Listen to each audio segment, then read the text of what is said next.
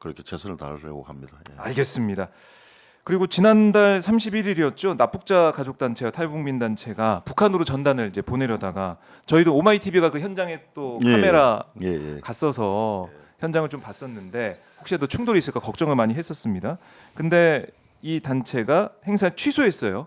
예. 다행히 뭐 충돌이나 이런 것들은 없어서 너무 다행스럽긴 한데 의원님이 당시 그 자리에 계셨잖아요. 예. 설명 좀 해주세요. 당시 어떤 상황이었지? 저는 한반도 수 대북 전단 대응 TF 팀의 간사를 맡고 있는데 그때 저희들이 접경 지역에 있는 김포에 있는 김주영 의원님 그리고 파주에 있는 박정 의원님, 윤호덕 의원님 저하고 가서 대북 전단 살포를 막으려고 실제로 출동을 했는데 가보니까 경기도에서도 특사경을 70명이나 보냈습니다. 경찰도. 그래서 이제는 저 대북 전단을 살포 특히 주민들이 왜냐하면 제가 2020년 6월 경기도 평화부지사 당시에 이재명 지사께서 전단 살포를 할 수 있는 지역을 위험 지역으로 선포했습니다. 사회안전법 여러 가지 법규에 의해서 위험 지역을 선포해서 전단 살포를 방지를 했는데 그때 이후로 실제로 전단 살포가 한 1년 반 동안 되지 않았습니다. 왜냐하면 실제로 경기도 지역에서 지키고 있으니까. 김포, 연천, 파주에서 전단을 살포하거든요. 그런데 지금 경기도지사께서 위험 지역을 선포했습니다. 11개 지역에. 그렇기 때문에 특사경이 가서 전단 살포를 미리 막는 조치를 취해놨습니다. 거기 실제로 경찰도 있으니까. 왔고. 그런데 파주시장은 직접 제가 하고 싶은 이야기는 실제로 2018년 9.19 군사합의에서 대북 학생기가 없어졌습니다. 간단한 일 같지만은 제가 그때 김포 월곶이나 현지 주민들을 만나러 가면 우리를 도와주지 않아도 된다. 적경지대라고 고맙다. 지금 평생 이 학생기에 시달려 갖고 스트레스 받고 놀려주는데 소리가 없어지니까 천국에 온 것 같다. 이 학생기만 방송 안 되게 해달라고 그 정도로. 그랬었어요. 최근에도 파주 지역의 주민이 우리 국회에 와서 무릎 꿇고 강화도에서, 제발 오시고. 좀 그만하게 해달라고 네. 무릎 꿇고 그 사실입니다. 실제로 접경 지역 주민들은 너무 힘들고 고통스러운데 또 경제적인 활동도 예를 들면 대북 전단이 살포되면요, 대북 저 민통선인 안에 많은 분들이 우리 농사를 짓고 있지 않습니까? 그 농사 활동도 중단됩니다. 멈춰지잖아요. 실제로 경제 활동 그뿐만 아니라 대북 접경 지역에 많은 분들이 관광을 오지 않습니까? 근데 그래 되면 관광도 오지 않습니다. 실제로 경제적인 엄청난 타격이 직접 안전의 문제도 있지만 재산상의 문제도 발생합니다. 그래서 국민의 안전과 재산을 위협하는 이 대북 전단 살포는 막아야 되는데 계속 그렇지 못된 경우가 있습니다. 그래서 이번에는 저희들이 파주시장하고 저희들이 해서 우리가 가서 몸으로 막자 해서 갔는데 몸으로 막자. 너무나 많은 언론이 왔고 또 너무나 많은 분들이 모여 있으니까 그분들이 대북 전단 살포를 할 수 없는 상황입니다. 그리고 저 자유북한 운동연합 박상학은 직접 와서 그 대북 전단 살포를 지시하려고 오다를 내려고 왔는데 들어놓았지만 실제로 전단 살포를 하지 못했습니다. 그날도 버스 말지만 농민들이 트랙터를 한 20대를 몰고 앞에 시위도 하고 통일대교도 지나갔습니다. 그는 접경 지역에 계시는 분들이 얼마나 위협을 받고 이게 생존의 문제 아닙니까? 생존의 문제이기 때문에 이것은 정말로 정부에서 막아내야 되는데 그렇지 못하고 있는 상황이기 때문에 이런 일이 자꾸 연출되고 있습니다. 그런데 실제로 우리가 틱포톡이라고 우리가 대북 전단을 보내니까 북한에서 오물풍선을 보낸 거거든요. 실제로 횟수로 따지면 우리가 더 많이 보냈는데 북한은 더 적게 보냈습니다. 통계를 보면. 그래요?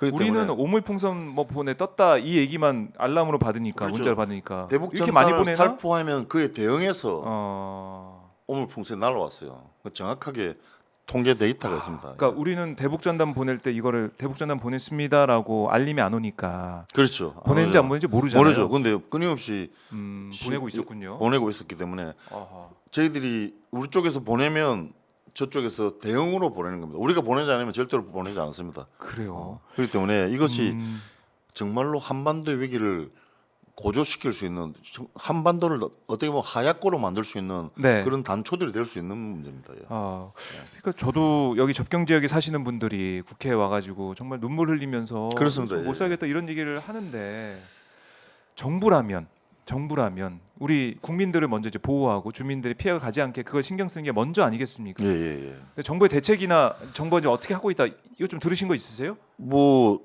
대책이 없습니다.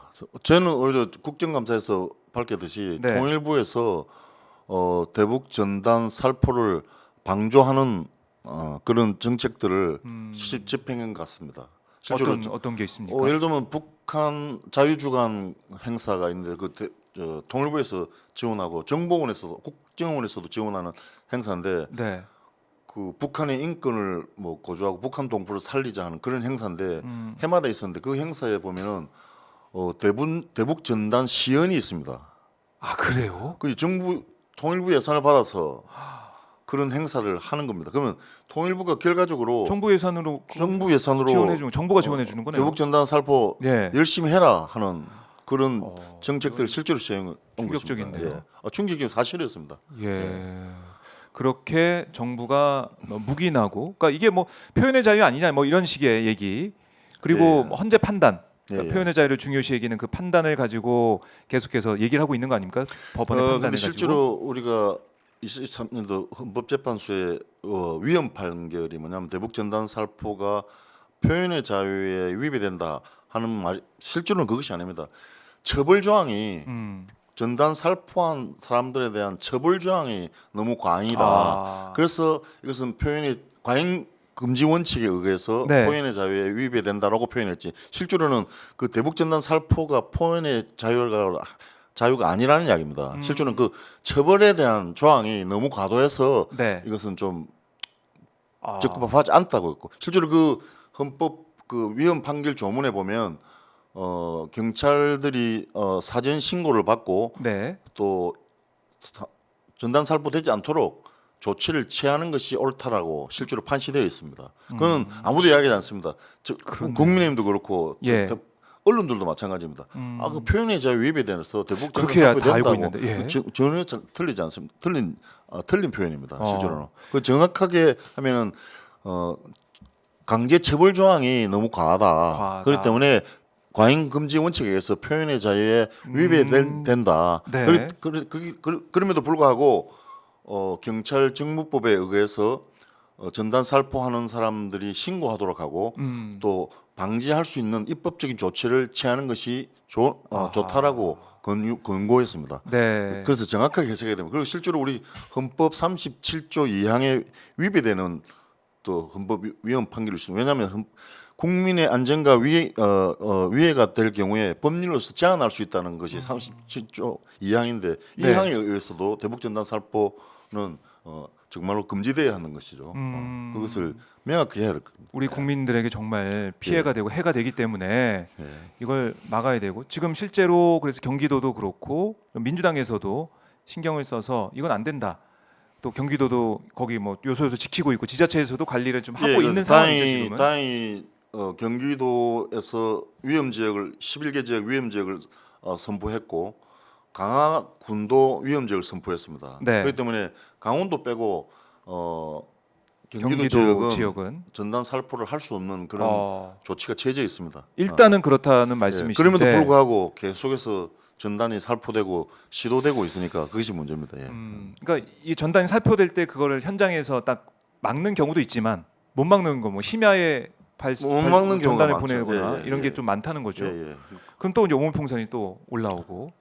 예, 제가 그때 경기도 평화부지사 할 때 네. 그 대북 풍선 단장을 구속시키러 가서요. 대북 전단 살포를 준비하고 있는데 현장을 급습하셨습니까? 걷는데 예. 빠져나가고 없어서 거기에 있던 뭡니까 가스통 6개를 저희들이 어이구. 영치했습니다. 네. 대북 전단 살포에. 왜냐하면 대북 전단을 살포하려고 시도하거나 수단을 갖고 있거나 예. 이런 모든 것들을 조치할 수 있는 것이 위험 지역 선포거든요. 네. 그렇기 때문에 지금은 지자체에서 정말로 제대로 예. 감시한다면 대북 전단 살포를 막을 수 있습니다. 법적으로도. 그 저희 지금 사진을 좀 보니까 예, 그 당시에 2020년이네요. 6월 17일입니다. 예. 위험 6월에. 지역을 선포해서 대북 전단 살포 행위자 이렇게 직접 현장에 가셔가지고. 직접 구속하려고 간 어. 상황입니다. 예, 예. 야, 이런데 그래서 정말 그 준비하고 있던 그 현장에 가서 가스 이것도 좀 발견하고 가져왔습니다. 부양시키는, 예. 예. 실제로 그 2020년 6월 17일 이후로 네. 위헌 판결 전까지 실제로는 대북 전단이 살포되지 않았습니다. 아, 그리고 실제로 대북 전단 방지법이 국회에서 네. 통과되었다가 그렇기 때문에 전혀 없다가 그 위헌 판결 이후로 계속해서 지금 대북 전단 살포가 진행되고 아하. 있는 겁니다. 예. 그러면 이걸 이렇게 보내고 있는 걸 이제 헌재 판결 그 얘기만 하고 어떻게 보면 방치하고 있는 게 이번 정부. 아까 통일부에서는 어떻게 보면 지원까지 하고 있는 이런 상황인데. 실제로 정부- 대북 전단 예. 살포를 하는 친구들이 세 명이 있습니다. 뭐 북한 인권센터 강철현, 예. 북한 자유방송 김성민, 음. 또 세이브 NK 이런 세 분이 그 3인방인데 네. 실제로 박성 이분들은 실제로 북한 인권 증진 협의회 위원이기도 하고 지금 현재 예. 또 많은 전단 살포를 실제로 실행한 분들입니다. 이분들을 통일부에서 도와주고 있고 실제로 국가 포상도 받았습니다. 대통령상도 받고 그래요. 받은 분들입니다. 그 대북 전단 살포 잘했다고 상 준 건 아닙니까? 그래서 제가 화이트리스트가 존재한다 아하. 그런 표현을 이제 국정감사에서 했던 겁니다. 예. 예. 그러니까 대북 전단 살포 이게 이제 북한 인권을 개선하는데 도움이 된다라고 정부는 보면서 예, 예. 계속해서 지원을 하고 뭐 상도 주고 이러고 있는데 이른바 근데 실제로는 화이트리스트에 올라 있는 그렇게 것처럼. 대북 전단 살포를 방조하고 도와줬다고는 할 수는 없으니까 절대로 하지 않았다라고 하지만은 실제로는 결과적으로 방증이 된 그런 것들을 저희들 확인할 수 있습니다. 네, 그래요. 자, 그러면 지금 어떻습니까? 지금 또 이제 파주에 이 신고를 해가지고 우리가 뭐 집회할 거다 집회 신고를 하면서 언제든지 날려보낼 수 있다 이렇게 준비를 하는 것 같아요. 뭐 준비를 하고 납북자 있습니다. 가족단체도 예, 그렇고 예, 예, 여기저기서 예, 예. 이거는 앞으로 좀 계속 또 보낼 수 있을까요? 어떻습니까? 계속 시도를 할 것입니다. 시도는 할 거다. 왜냐하면 제가 경기도 평화부지사 있을 때 박상학이라는 자유북한 연합 그분이 계속 전단 살포를 하는데 또 그 박상학의 동생 박정호라는 사람이 큰쌤이라고 쌀을 보내는 친구 있습니다. 계속 쌀을 보내는데 저희들이 확인한 것은 전단 살포가 북한에 도달하지 않습니다. 거의 도달하지 않습니다. 왜냐하면 북풍 때문에 바람 때문에 전혀 네. 도달하지 않습니다. 우리는 오물푸 눈에 많이 보이죠. 국회도 가고 대통령실도 가고 오물푸인데 저희들이 보내는 것은 실제로 거의 아하. 전파되지 않습니다. 실험을 했어요. 저희들이 쌀을 보내봤습니다. 네. 해류를 따라서 아하. 박상학 큰쌤 보내는데 예. 가는데 되돌아왔어요. 며칠 뒤에. 북한에 절대로 전달. 그래서 그게 어디로 모이냐면 예. 강화도 성모도로 쌀을 보내면 거기로 와요? 그로 다 모입니다. 그 해양 오염을 시키고 있고. 네. 그리고 제가 농담삼아 강화도 계시는 분들은 네. 살림살이 힘들면 쌀 받으러 성모도로 가서 좀 주워 가시라고 할 정도였습니다. 그 정도로 소용이 없는 예. 일들을 제가 볼 때는 이 북한 전단 살포하는 분들이 예. 여러 명 있는데 이분들은 생계 수단으로 전단 살포를 하는 것은 아닌가 하는 의심을 많이 가지고 그런 있습니다. 의심을. 국정감사에서 봤지만 박상학 대표에게 네. 물었죠. 20년 동안 수천만 장 뿌렸는데 예산이 네. 어디서 났느냐? 아. 영업 비밀이다 알려줄 수 없다. 그 전단만 살포하고 20년 동안 살아왔다는 것 아닙니까? 아, 그렇네요. 그 말은. 이 문제는 아주 심각한 문제입니다. 예. 그러니까 이게 이제 밝혀지지 않았지만 직업이 밝히다 없이. 보면 예. 그것도 근데 실제로 구체적인 증거들이 있는데 네. 예를 들면 전단 살포 만드는데 비용이 한 12만 원 들어가는데 150만 원씩 보상을 받거든요. 하나 뿌리 10개 뿌리면 150 곱하기 1,500이에요. 그러면? 1,500을 받는 거죠. 그것이 누가 준다고요? 그 돈을? 그건 저는 그것도 확인해 봐야 되는데 네. NED라고 National Endowment for Democracy라는 미국의 단체가 있습니다.